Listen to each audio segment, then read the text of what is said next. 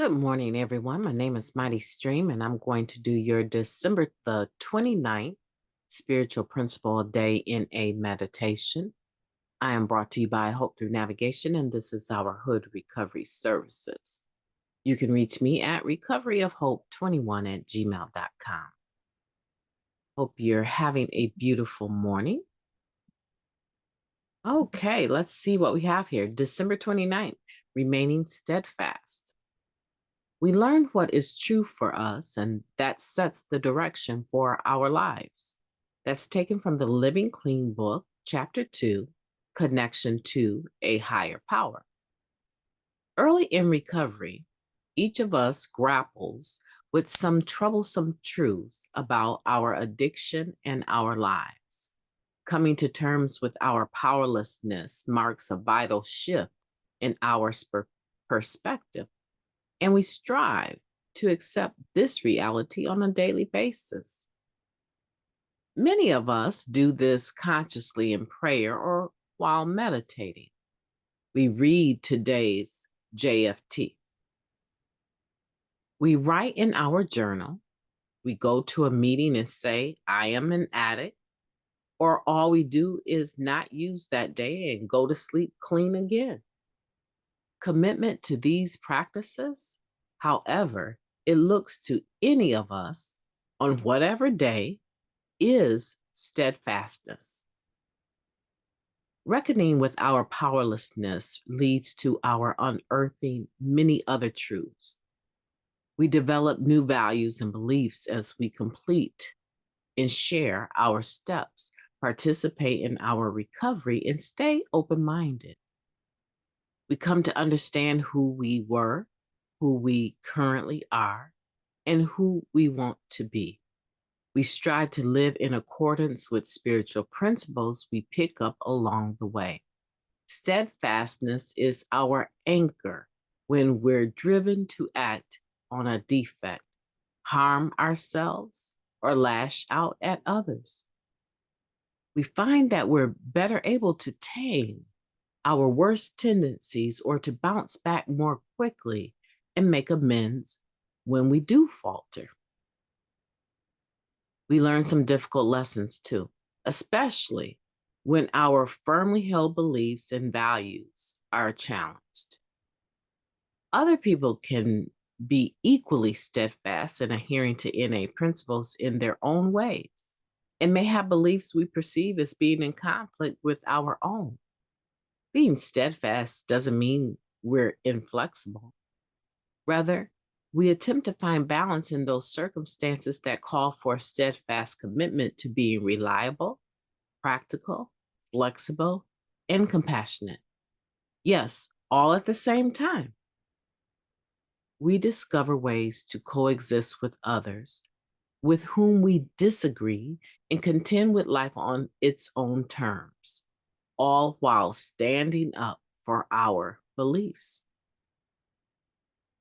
Whether it's the truth of our powerlessness over our addiction, over other people, or over life's difficulties, I can remain steadfast in the recovery practices that help me deal with it. Let's take a moment of silence, followed by the we version of the Serenity Prayer. Moment of silence now.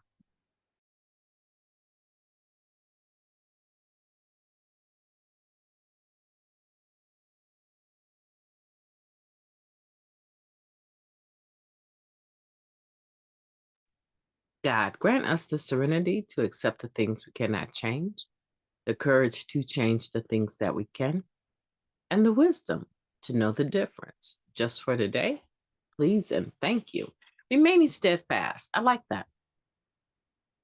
Remaining steadfast does not mean that we're stubborn. It doesn't mean that we're inflexible. It really does actually mean that we're open-minded. We're open-minded to the fact that other people have their own ideals, their own way of working things, their own way of working their recovery program, and we have ours. And we are steadfast enough, or I would say believe strongly enough in our core values about what we're doing for our recovery, and living life on its own terms, we're steadfast enough to allow other people to do what they need to do, however they see fit, without it interfering with our peace of mind or our own core values. It's a wonderful thing when you reach that stage where you're willing to allow people to live their life as they choose, to agree to disagree. Yeah, it relieves you of the pressure of having a point to prove.